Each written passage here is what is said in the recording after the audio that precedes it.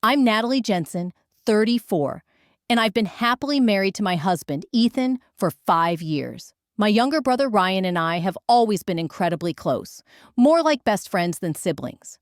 So when he invited us to his destination wedding in Sedona, Arizona, we couldn't wait. The desert backdrop, the red rocks, the fresh start. It all felt magical. For the first 2 days, everything was magical. The setting was like something out of a painting, the festivities joyful, the love palpable. But then, day 3 happened. It was the morning after the wedding. We were all gathered at the post-wedding brunch held on a terrace overlooking the cliffs. Laughter floated in the air. I was sipping fresh-pressed orange juice when Ethan leaned in and whispered, "We need to leave." "Now?"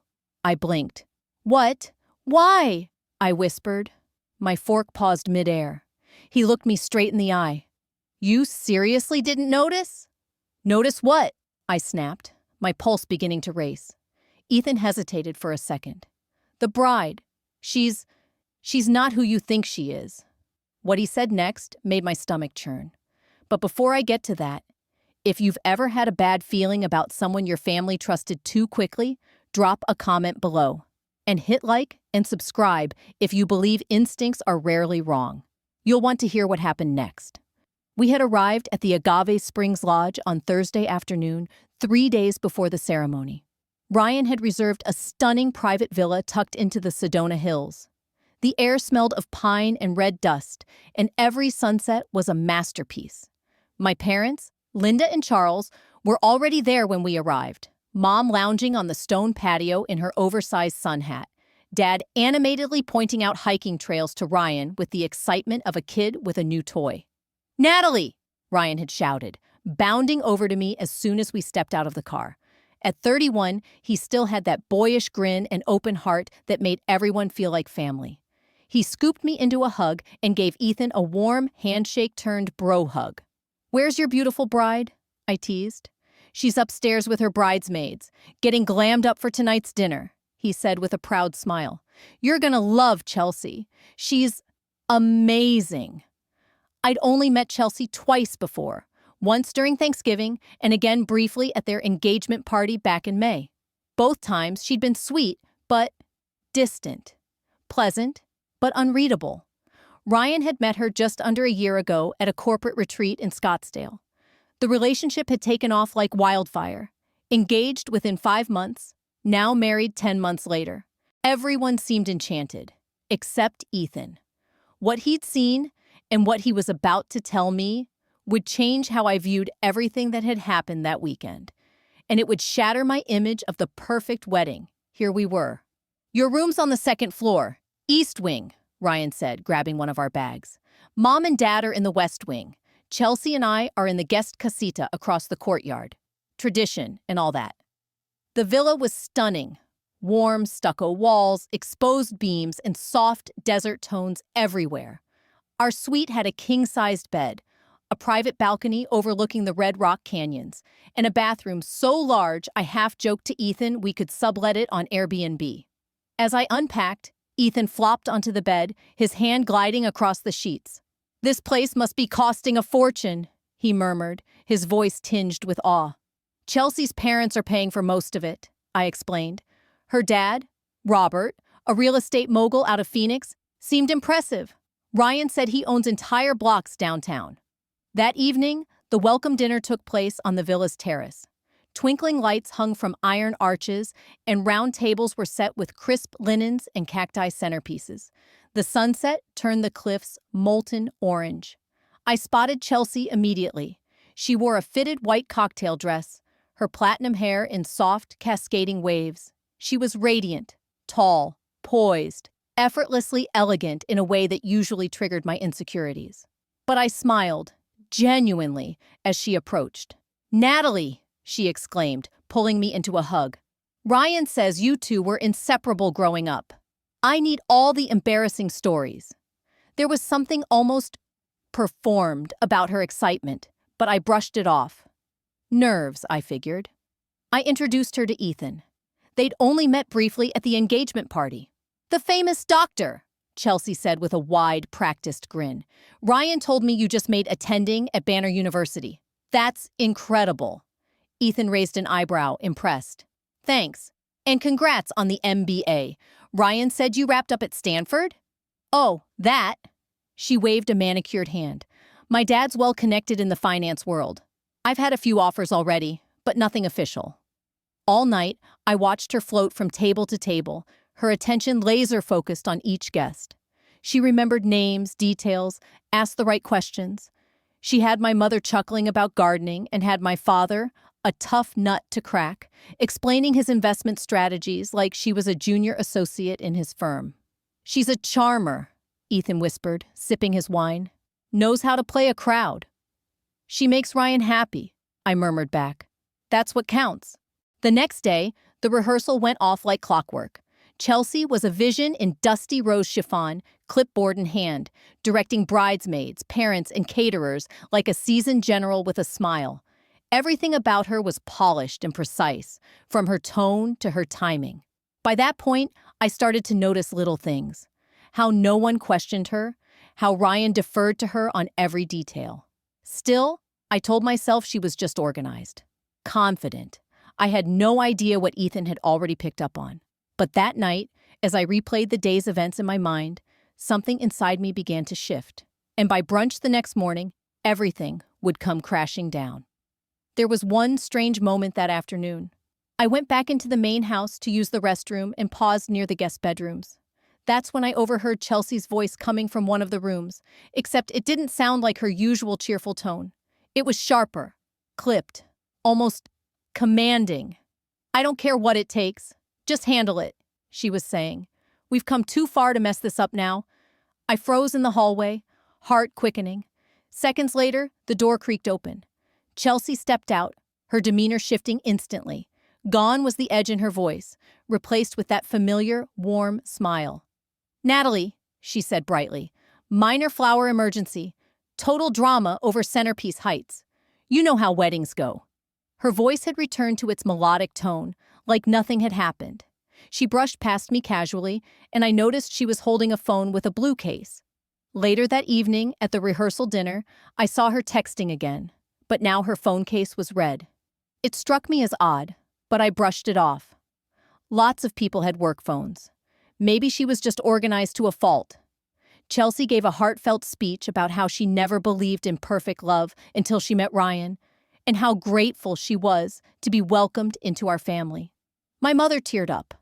My father, who could be stoic even at weddings, nodded with rare approval. Everything looked perfect on the outside. But as Ethan and I walked back to our suite under the stars, I couldn't shake the sense that something about Chelsea didn't quite add up. The next morning began with a champagne breakfast on the villa terrace. Chelsea was already there when we arrived, looking perfectly rested in a cream sundress, hair flawless. "Good morning, you two," she called out cheerfully. "I had the chef whip up something special just for today." As we sat down, I noticed her checking her phone frequently, then stepping away, taking calls with a furrowed brow. At one point, I slipped inside to grab a sweater. On my way to the closet, I heard her again, this time in a hushed, urgent voice from the adjoining lounge. "Listen, we can't afford any mistakes. Everything needs to be finalized by Sunday. The accounts should be accessible by then." Before I could even process what she meant, she caught sight of me. She clicked the call off immediately. "Wedding planner crisis?" she said with an exaggerated eye roll. "Always something." I nodded slowly, though I clearly remembered her planner was a man named Jeffrey. In the voice she had addressed on the phone, it had definitely been a woman, and she'd said, "Sweetie?" Back at breakfast, I saw she was now using the red phone case again. When Chelsea stepped away for another call, I leaned toward Ethan. "That's the third phone case I've seen," I whispered. He nodded. "Something's not right." The rest of the day was packed. A wine tasting tour for the guests, final fittings for the bridal party. As one of the bridesmaids, I was scheduled alongside Chelsea's cousin, Stephanie, who was her maid of honor. But beneath the sparkle and celebration, a tension had begun to grow, like the desert heat before a storm. The afternoon passed in a blur of dress adjustments and hair trials. As bridesmaids, we were gathered in the villa's large sunroom, transformed into a makeshift fitting area. While we waited our turns, I found myself observing Chelsea more closely. She was subtly commanding, never outright bossy, but her suggestions felt more like instructions. Compliments came laced with quiet judgment.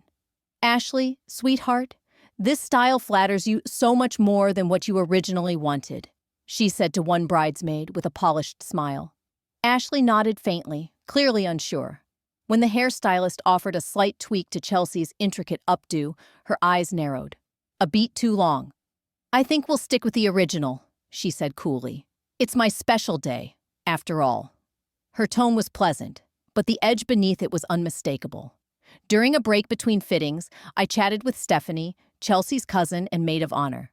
She seemed sweet, slightly overwhelmed, and genuinely invested in making the day perfect for Chelsea. "So, I heard Chelsea finished her MBA at Stanford?" I said, trying to connect the dots. Stephanie blinked. "Stanford?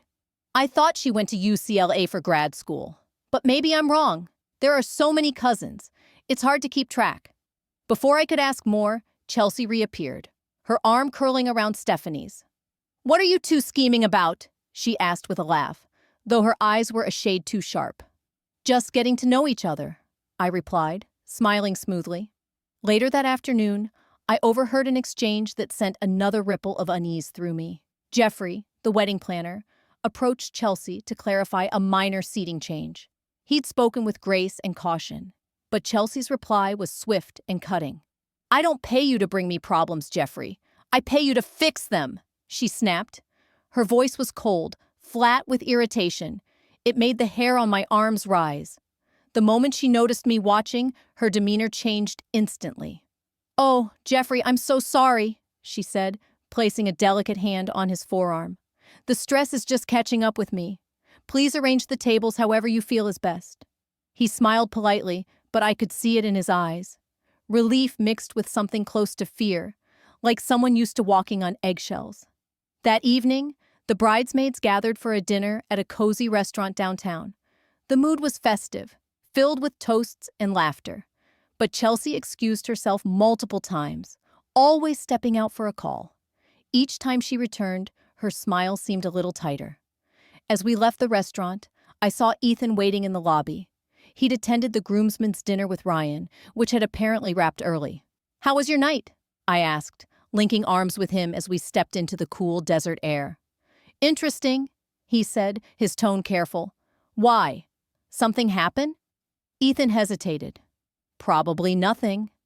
But some of the stories Ryan told tonight about how they met, well, they don't match what Chelsea's told people." I stopped walking. "What do you mean?" "I mean," he said quietly, "there are inconsistencies. Big ones." And just like that, the uneasy feeling in my gut turned into something colder, heavier, something I couldn't ignore anymore. "Like what?" I asked. Ethan glanced around before answering. "Well, Ryan says they met at a charity auction, where he outbid her for some vacation package.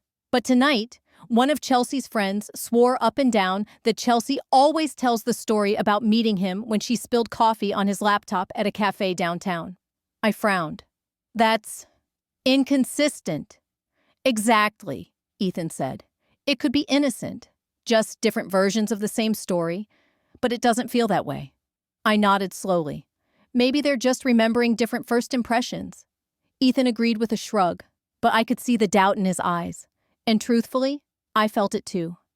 As we got ready for bed, I caught myself replaying every interaction I'd had with Chelsea since we arrived.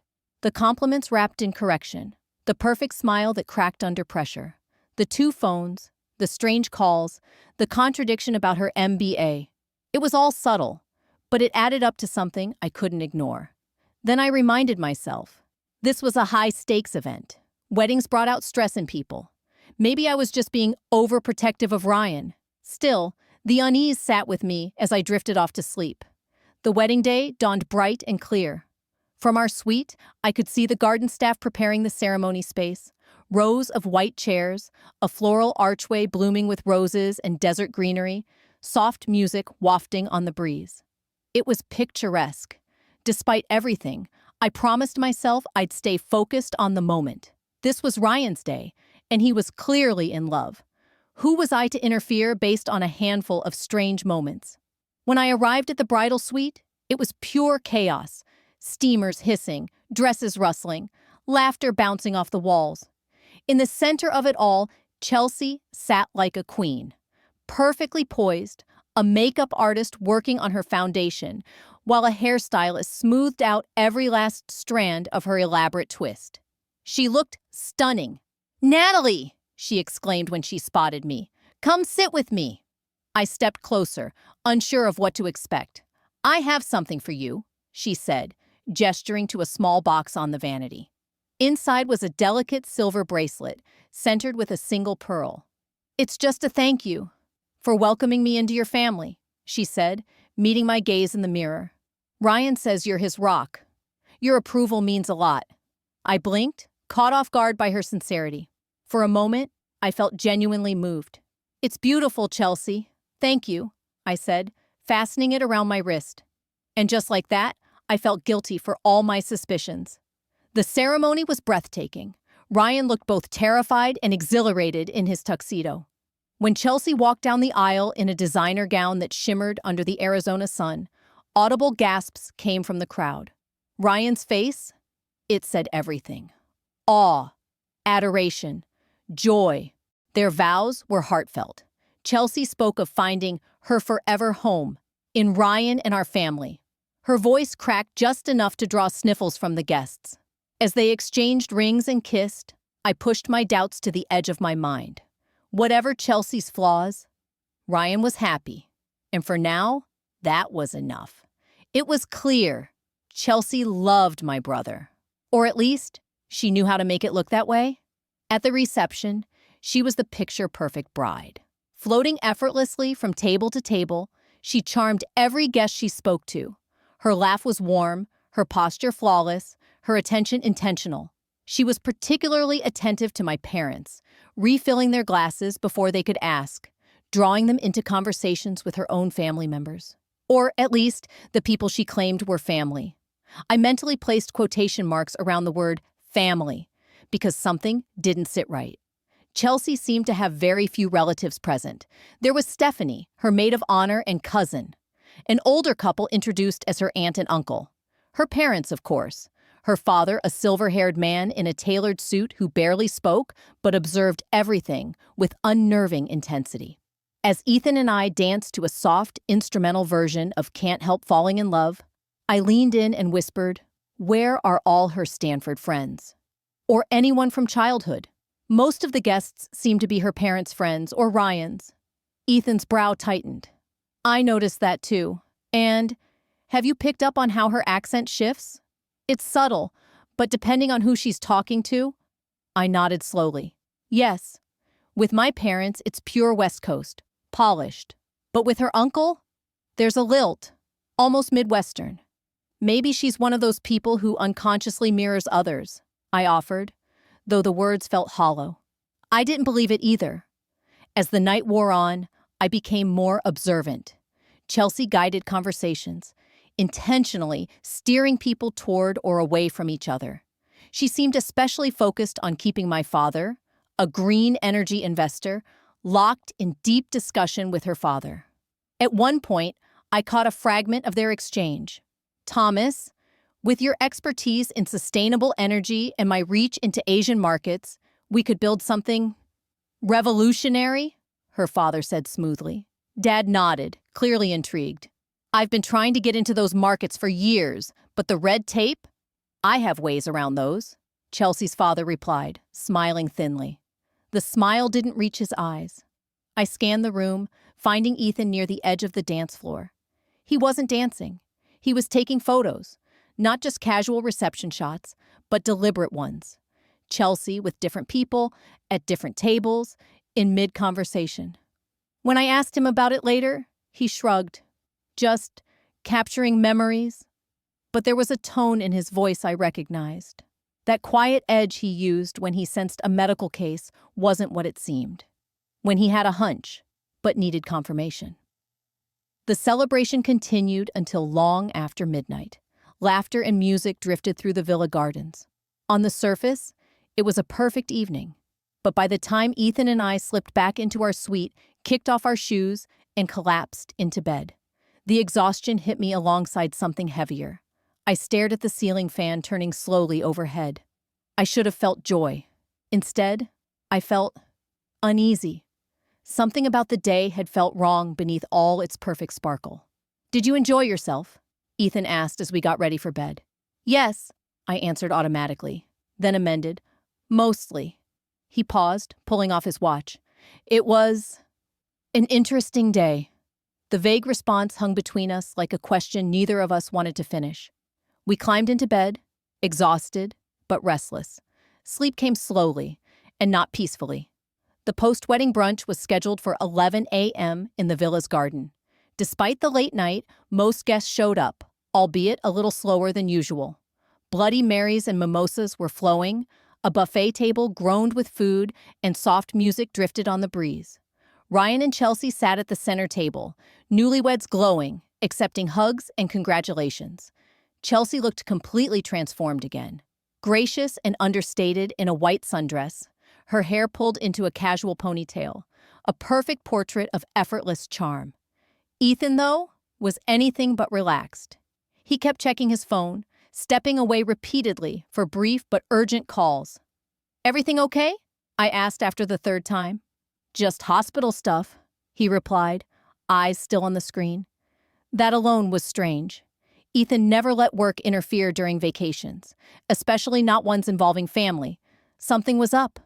We found our seats at the family table, joining my still beaming parents. "Isn't she just wonderful?"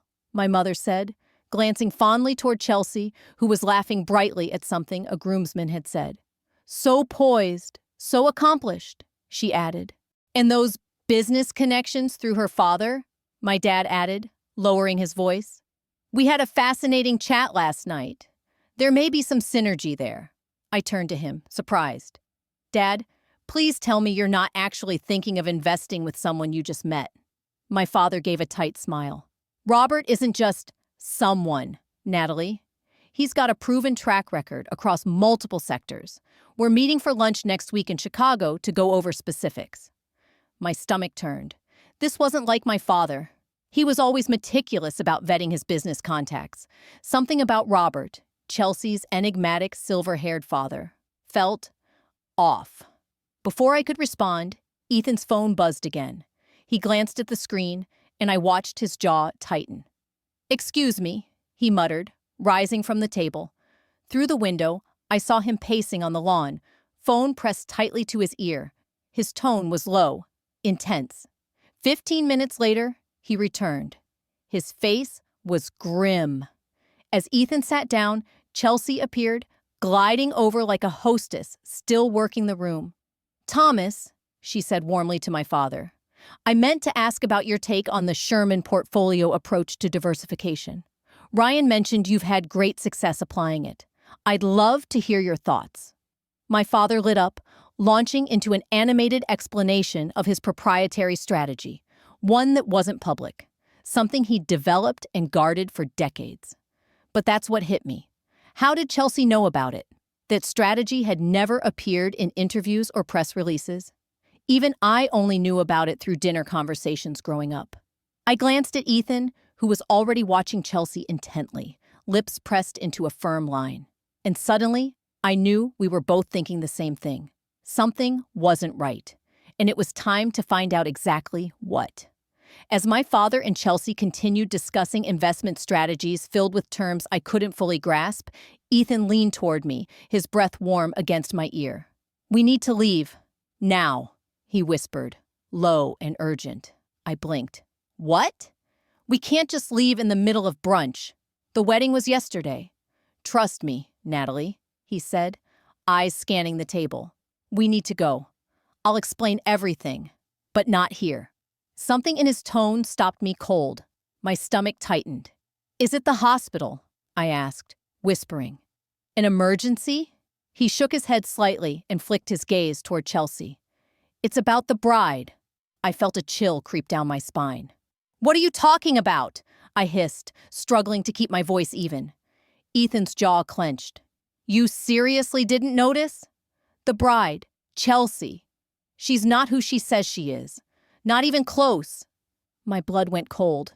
What are you saying? I breathed. His eyes didn't waver. Chelsea Langford doesn't exist. Her real name is Alexandra Petrovich. We didn't know that until the FBI confirmed it this morning. But she's used at least 3 other identities before this one. I stared at him, the words barely registering. Your brother married a con artist, Ethan continued. She's been targeting your family, especially your father, for months. My heart dropped. That's ridiculous. How could you possibly know that? I'll show you everything, he said calmly. But we need privacy. Now. Without missing a beat, Ethan stood up, slipping seamlessly into his professional persona. I'm so sorry, everyone, he said to the table. I just got called in for an emergency surgery back in Phoenix. We need to leave immediately. My mother looked up, concerned. Oh, no. Must you go? Can't another doctor take it? It's a complex case I've been managing personally, Ethan said with practiced ease. If it weren't urgent, I wouldn't leave. I sat frozen as he made the rounds, offering hasty apologies to Ryan and Chelsea. She accepted them with perfect poise, smiling, nodding, touching my arm. I was hoping we'd get more time to talk, she said warmly, drawing me in for a hug. But we'll catch up in San Francisco soon. She pulled back, still smiling, but in her eyes, I saw it. A flash of calculation. Just for a second. And then it was gone, replaced by sisterly concern. 20 minutes later, we were speeding down a winding road through the red rocks, the estate shrinking in the rearview mirror. I finally exhaled. Okay, explain. Now. Ethan pulled into a scenic overlook and parked. The view was beautiful, vast canyonland and blue sky, but my focus was locked on him. He unlocked his phone, opened a folder, and handed it to me. I started noticing things the first day, he said. Small stuff, different stories, shifting details, those multiple phones. I scrolled through photos, screenshots, documents, and reverse image searches. One was of Chelsea under a different name in an old real estate scam article. Another showed Robert at a closed-door finance event, flagged for investigation by the SEC. She's used 4 different aliases in the last 5 years, Ethan said. And your dad? He's their next mark. I sat back, heart pounding. This wasn't just suspicion, it was a trap. And we were the only ones who saw it coming. If you're as stunned as I was and need to know what Ethan uncovered next, gently tap that subscribe button so you don't miss the truth unraveling in the next part of the story. The way she subtly manipulated conversations, Ethan said, tapping through more photos. It reminded me of a patient I treated last year, faking symptoms to get controlled medications. I blinked at him. So you decided she was a con artist because she reminded you of a drug-seeking patient? No, he replied, calm as ever. I decided to dig into her background because my instincts were screaming that something didn't add up. After the rehearsal dinner, I called in a favor from a college friend. He works in private security now. You investigated Ryan's fiancée without telling anyone? I asked, stunned. I was hoping to be wrong, Ethan said quietly. But what came back this morning confirmed everything I feared. He handed me his phone. On the screen was a Massachusetts driver's license for someone named Erica Donovan. The photo was unmistakably Chelsea, only with darker auburn hair. This is from 3 years ago, Ethan explained. Boston. She was married to a hedge fund manager, Lawrence Pemberton. She vanished after he introduced her to his firm's top-tier clients, along with nearly $2 million from their shared accounts. I stared at the photo, numb.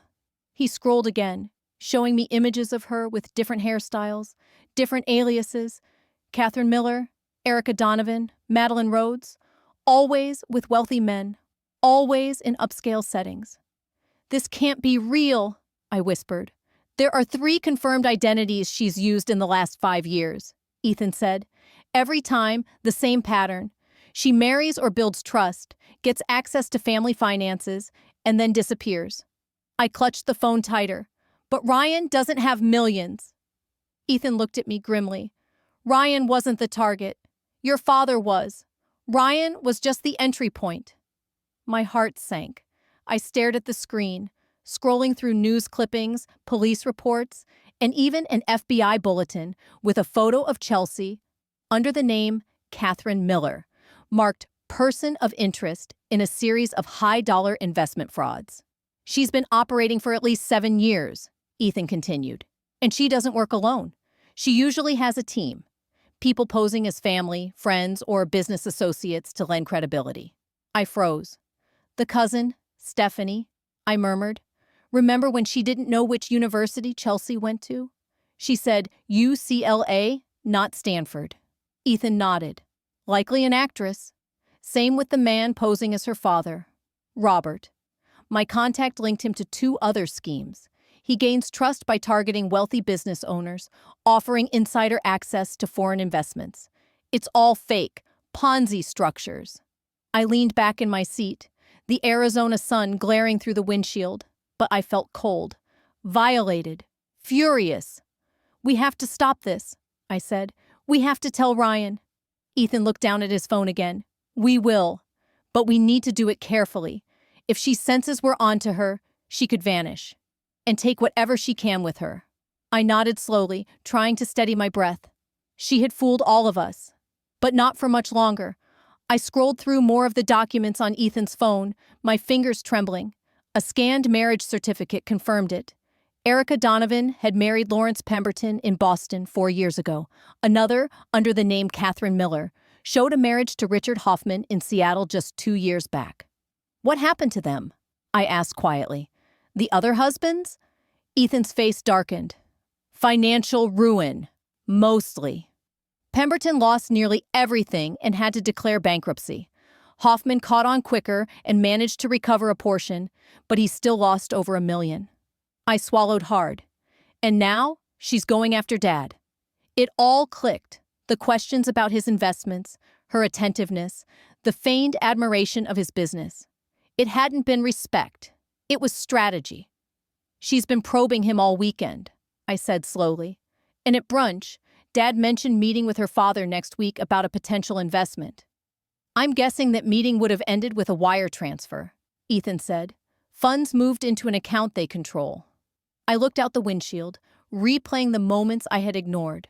The 2 phones, the changing accent, her eerily detailed knowledge of Dad's portfolio. We have to tell Ryan, I said at last. And my parents. We do, Ethan agreed. But we have to be strategic. Women like her, whatever name she's going by, they're pros. She'll twist the story, cast doubt, maybe even claim we're jealous or paranoid. And if she senses we're onto her, she'll vanish, I finished. With everything. Exactly, he said. We need evidence. Concrete. Undeniable. And when we show it, we do it all at once. No warning. No time for her to prepare a defense. I nodded, but my stomach churned at the thought of the confrontation. How do we get more evidence? We start with your father's accounts, Ethan said. Has Chelsea had access to his financial info? Passwords? Account numbers? I thought back. Dad keeps everything on his laptop. He's careful. But yesterday, he mentioned showing Robert, Chelsea's dad, some projections for a potential partnership. Ethan exhaled. That might have been her opportunity. We need to find out if anything's been compromised. Fast. We drove into a nearby town and checked into a small roadside hotel. It wasn't glamorous, but it offered privacy and time to regroup. While Ethan kept in touch with his security contact, I called Jen, one of my closest friends, and a cybersecurity analyst. Jen, I need a huge favor, I said the moment she picked up. It's urgent and weird. I gave her a quick, condensed version of the situation. About Chelsea, the fake identities, and my father's potential financial risk. Jen didn't hesitate. Send me your dad's email domain and his device type. I'll start with a basic check for unauthorized access, logins, or foreign IP activity. You're the best, I breathed. I'll text you as soon as I find anything. As I ended the call, I turned to Ethan. She's in. We were building a case, brick by brick, and time was running out. Because if Chelsea followed her usual pattern, she'd be gone by Monday. Jen had always looked up to my dad. He'd helped her get her first internship straight out of college and remained a mentor ever since. So when she said, "I'll need his permission and access credentials," I knew I had to tread carefully. "This isn't exactly legal otherwise," she added. I called my dad and wove together a story about Ethan helping a colleague with portfolio diversification and how Jen wanted to study his models for reference. Dad didn't hesitate. "Of course," he said. "Anything to help someone get their start." He sent over the credentials within minutes. 2 hours later, Jen called back. Her voice was tight. "Someone's been inside his system," she said. My throat dried. "What do you mean?"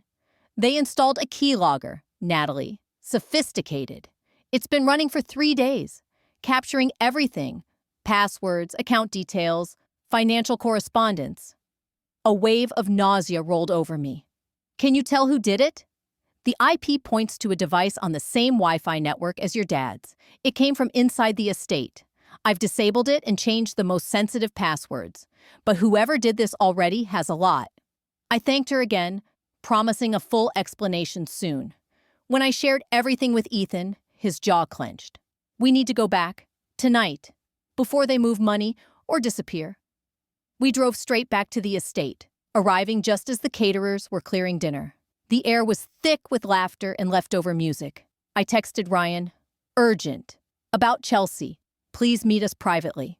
He responded 10 minutes later, asking us to meet in the library. When we arrived, Ryan stood waiting, arms crossed, his face caught between concern and irritation. "What's going on? Why did you just leave? And why all the secrecy?" I swallowed hard. "Ryan, this is going to sound crazy, but we have evidence. Chelsea isn't who she says she is." His face darkened. "Natalie," Ethan stepped in, opening his laptop. "Her name's not Chelsea Langford. In the past 5 years, she's used at least 3 different identities. She's wanted for financial fraud in multiple states," I added gently. Ryan laughed bitterly. "This is insane. You two have lost your minds." "Just look," I pleaded, pointing to the screen. We walked him through everything: photos, IDs, marriage certificates, the timeline of each scam, and the FBI bulletin. Then, the final blow: proof of the keylogger on Dad's laptop. Ryan's expression shifted. The confidence in his voice faltered. His shoulders slumped. "This can't be real," he whispered. "We've been together almost a year. I would have noticed." "She's good," Ethan said softly. "They're trained for this. You were never supposed to notice." Ryan sank into the leather chair behind him, stunned. I sat beside him. We didn't want this to be true, either. Silence settled between us, heavy and awful. But we were finally on the same page. Now, it was time to confront Chelsea, before she vanished with everything.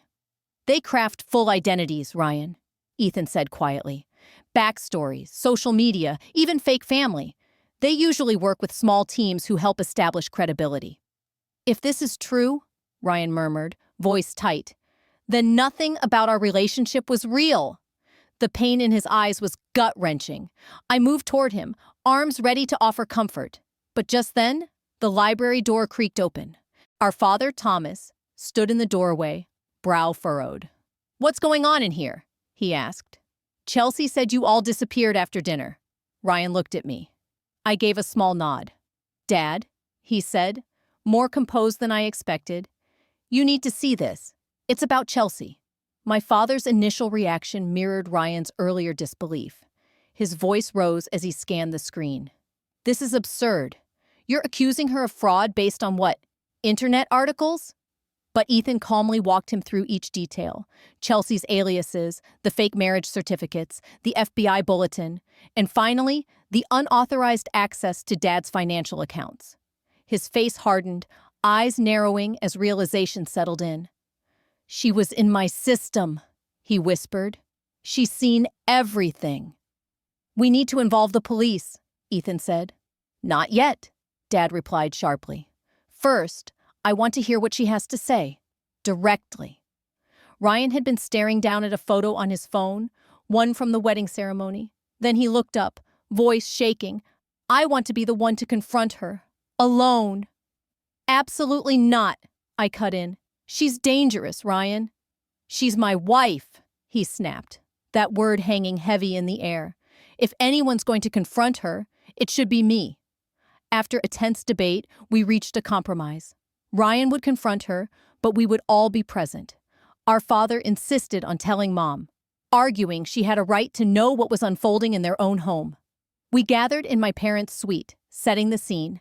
A message was sent to Chelsea, asking her to come urgently due to a family emergency. While we waited, I pulled Ryan aside. "Are you sure you're ready?" "No," he admitted, rubbing his hands together. "But I need to do it anyway." 15 minutes later, Chelsea arrived, the perfect image of concern. She wore jeans, a soft gray sweater, and had her hair tied back in a ponytail. She looked like the kind of woman anyone would trust. "What's wrong?" she asked gently, glancing around. "Did something happen?" The room fell into heavy silence. Then Ryan stepped forward. "We know, Chelsea," he said evenly. "Or should I say, Erica? Or is it Catherine now? Which name are you going by this month?" Her expression flickered, only for a fraction of a second. But I saw it. The mask was cracking. She straightened slightly, lips parting as if to speak, but whatever lie she was about to craft. We were ready this time, and she knew it. Surprise, calculation, then back to concerned confusion. The flicker across Chelsea's face was so brief that most wouldn't have caught it, but I was watching for it. "Ryan, what are you talking about?" she asked, her voice trembling. "You're scaring me." Ethan moved calmly to the desk where his laptop was open. "We have documentation, Chelsea, marriage records, police reports, news articles about men you've defrauded under different names." Chelsea laughed, but it was strained, too sharp. "This is absurd. There must be a mistake. Maybe someone who looks like me?" "There's no mistake," Dad said coldly. "We also know someone installed spyware on my laptop during the wedding." Her eyes narrowed. She looked toward the suite's door, calculating. "Don't even think about it," I said, standing. "Security's been told not to let you leave the estate." That was a bluff, but she didn't know that. "I don't know what kind of twisted game this is," she snapped, her voice hardening. "But I won't stand here and be accused of crimes I didn't commit. Ryan, surely you don't believe this." Ryan looked wrecked, but his voice was steady. "I want to believe you, Chelsea. I really do. So tell me, why is there a marriage certificate that shows you married Lawrence Pemberton in Boston 4 years ago under the name Erica Donovan?" For a moment, she held the performance. Wide eyes, open mouth, a hand to her chest. But then her expression shifted. Her shoulders straightened. Her voice dropped. The warmth drained from her features, and a strange, faint accent crept in. Something clipped. Maybe European. The change was so complete, it made my mother gasp aloud. "Well," she said slowly, eyes on Ethan, "this is certainly unexpected." She turned to Ethan and gave a nod of recognition. "I underestimated you, Dr. Jensen." Her entire demeanor had changed. Polished charm replaced with icy control. "Most people see what they want to see." Ryan stepped back, as if her transformation physically struck him. His hand gripped the back of a chair for balance. "Why?" he whispered. "Was any of it real?" Chelsea tilted her head, regarding him with almost clinical detachment. "You were kind. I didn't dislike our time together, if that helps. But business is business." "And what business is that?" Dad snapped. "Defrauding families? Hacking into private accounts? Destroying people's lives?" Chelsea smiled then, but it was cold, sharp, and never reached her eyes. "I prefer to think of it as wealth redistribution." My mother's hand flew to her mouth. I felt my entire body lock in place. "You're sick," I said. Chelsea just shrugged. "Maybe. Or maybe I'm just more honest about what the world really is." Ryan looked at her one last time. Whatever remained of hope or love in his face faded completely. "I think we're done here," he said quietly. And with that, the woman we knew as Chelsea, Erica, Catherine, whoever she truly was, stood still in the center of the room. Mask gone, secrets exposed. The con was over, but the consequences had just begun. "Men like your father have more money than they could spend in 10 lifetimes," Chelsea said coolly. "I simply help spread it around." To yourself, I snapped, disgusted. She shrugged. I provide a service. I make people feel something. Joy, validation, even love. And yes, that comes with a price tag. It's still a business. Where are your accomplices? Ethan asked. The people who posed as your family? She smirked. Already gone. Left last night, in fact. That's standard protocol. Exit before the aftermath. The way she referred to the wedding, the main event, made my stomach turn. I couldn't even imagine what Ryan was feeling. You won't get away with this, Dad said firmly. We've documented everything. And the police will do what, exactly? She interrupted, voice mocking. Charge me with marrying a man who willingly gave me access to his life? I haven't taken anything yet, Thomas. She turned slightly toward Ryan. And the prenup your son signed? Quite generous to me, as I'm sure you'll recall. Obtained under false pretenses, Ethan cut in. Signed by a woman using a fraudulent identity. No court will uphold that. For the first time, Chelsea's veneer of confidence cracked just slightly. Perhaps, she said, her voice cooler, but prosecuting me would mean admitting how easily you were fooled. The press would eat that alive. Prominent Chicago investor nearly conned by fake socialite. Is that the kind of headline your firm wants attached to its name? The room fell uncomfortably silent. Because, as infuriating as it was, she wasn't wrong. Public exposure could hurt Dad's reputation. Clients might start second-guessing his discernment. But then Ryan spoke. You're forgetting something, he said, more composed than I expected. The other men you conned, the ones before me, I'm guessing most of them didn't press charges for the same reasons. Embarrassment, reputation. He stepped forward. But together? That's a pattern. Enough for federal charges. Chelsea's eyes flickered. Just for a second. Something sharp. Something worried. But she recovered fast. Well, she said, brushing invisible lint off her sleeve. This has been fascinating. But I think our relationship has officially run its course. She reached for her purse, which sat neatly on a nearby chair. I'll be leaving now. And don't bother trying to find me. You won't. Actually, Dad said calmly, pulling out his phone, while we've been having this little chat, my security team has been freezing all my accounts, and I've already contacted the FBI's Financial Crimes Division. He paused, letting the words sink in. They're very interested in speaking with you. Real fear flashed in Chelsea's eyes. For the first time, unmistakable. Her hand froze inches from her purse. I'd sit down, Ethan said evenly. And for the first time since we'd met her, the woman who had twisted her way into our lives didn't know what to do? You're bluffing, Chelsea said, though her voice lacked conviction. Dad simply lifted his phone and turned the screen toward her. On it was an email confirmation from the FBI, time-stamped, acknowledging receipt of his submitted evidence. You have two choices, he said evenly. You wait here for the FBI to arrive, or you try running with nothing but the clothes on your back. He stepped closer, his voice colder than I'd ever heard it. Your operation is exposed. Your accomplices are gone. It's over. Chelsea looked around the room, and for the first time, her carefully curated facade cracked. Her eyes darted to each of us, calculating and panicked. Then they landed on Ryan. I could have made you happy, she said, her voice low, coaxing. One final act. We could have had a real life together. Ryan didn't flinch. None of it was real, he said softly, because you were never real. Silence settled like dust. The hours that followed blurred into a flurry of private interviews, statements, and flashing badge wallets in the villa's study. The local sheriff's deputies worked alongside a pair of FBI agents who had arrived within the hour. Chelsea, whose real name we learned was Alexandra Petrovich, was quietly taken into custody early the next morning. Only the immediate family and law enforcement knew what had truly unfolded. Ryan stood by the door, watching her go. He looked broken, haunted, like someone waking up from a dream only to realize it was a nightmare. She gave one last glance over her shoulder as they put her into the car, but it wasn't a look of regret. It was one of cold resignation. The marriage would, of course, be annulled. But that didn't undo the betrayal. Not for Ryan.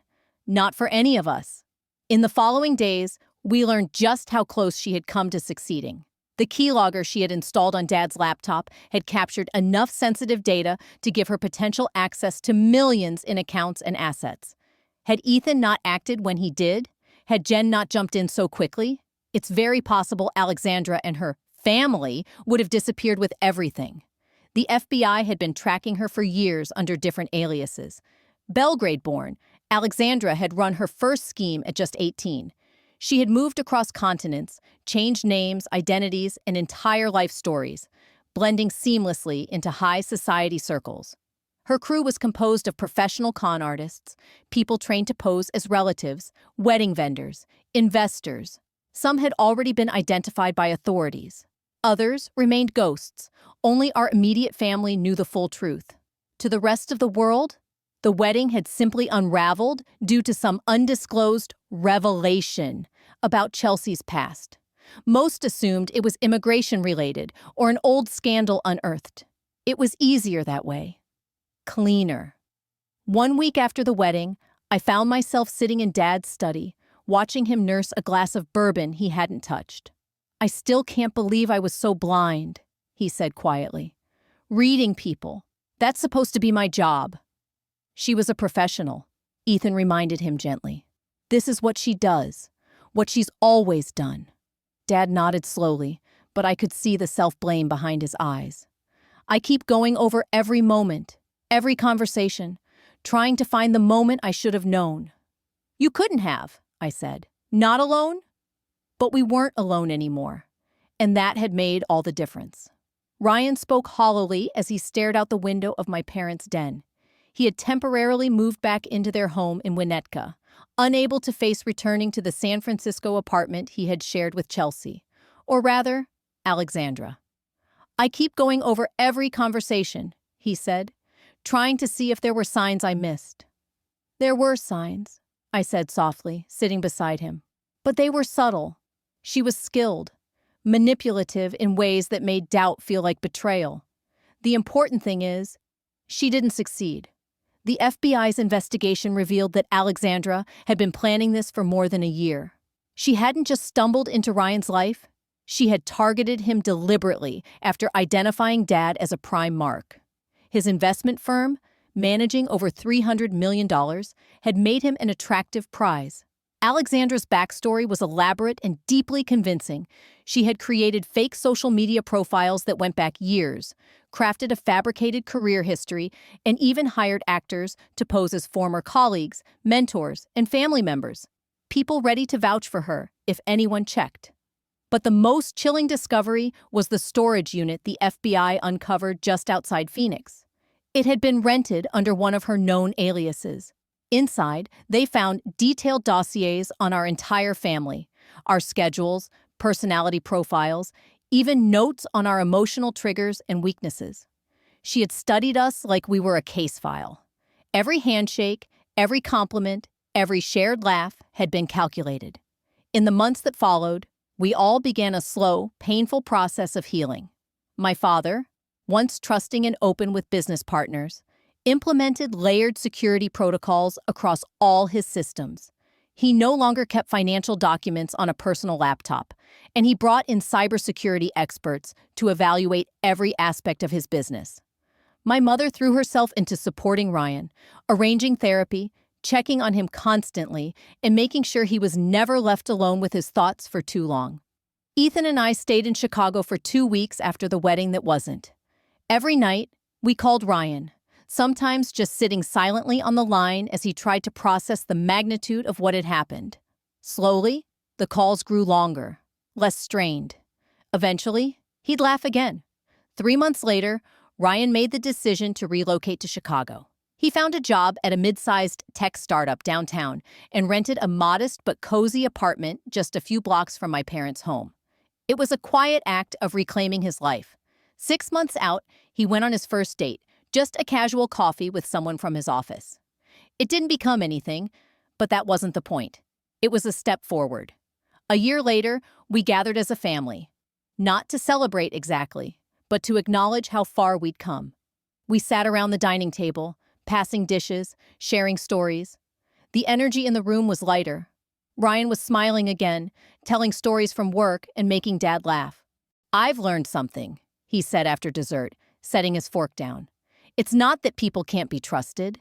It's that trust has to be earned over time, not given away in a rush of emotion. And real love," Mom added, her hand on Ryan's, "doesn't isolate you. It doesn't try to separate you from your support system. It brings you closer to the people who love you." Ethan squeezed my hand under the table. In a strange way, the ordeal had deepened our bond. His instincts, his persistence, had protected our family from disaster. And I had trusted him even when the truth seemed impossible. The case against Alexandra Petrovich was still ongoing. Prosecutors had linked her to at least 5 other elaborate fraud schemes in different states. The evidence was overwhelming. She was likely facing decades in prison. Several of her accomplices had been arrested, including the woman who had posed as her cousin. But the man who played her father, known to us as Robert, was later identified by the FBI as Viktor Markovich. The suspected ringleader behind multiple fraud rings was still at large.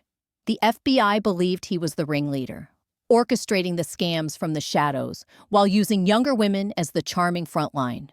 We would likely never know just how many lives they had disrupted. But for us, the real victory was more personal. We had been targeted because we were close, because our love and trust made us vulnerable. But it was those same qualities that saved us. Our instincts, our refusal to turn on each other, our willingness to face an ugly truth together. Ryan was still healing. That kind of betrayal doesn't vanish overnight. But he'd begun to look forward again. He talked about traveling, about returning to music, about mentoring young developers at his firm. The woman he had fallen for might never have existed, but his capacity for love, for hope, for building something real remained intact. And one day, I knew he would share that love with someone truly deserving of it. If you've made it this far, thank you for staying with me through one of the hardest chapters of our lives. Ryan didn't just survive betrayal. He chose to rebuild, piece by piece, even when the pain felt unbearable. So if his strength moved you, or if you've ever had to learn how to trust again after being hurt, I hope you'll leave him a message in the comments. Your words might be exactly what someone else needs to hear today. And here's what I've learned through all of this. Not every smile is genuine, but your gut rarely lies. Trust takes time. Real love builds bridges, not walls. If someone tries to isolate you from your family or gut checks your self-worth, step back. Ask questions. And remember, you're not being difficult. You're being discerning. Support doesn't always come in the form of grand gestures. Sometimes it's a quiet voice saying, "I believe you." Or a moment like this, where strangers come together to remind someone that they're not alone. So if you believe in healing, second chances, and love that doesn't disguise itself, hit that subscribe button and join us for the next story.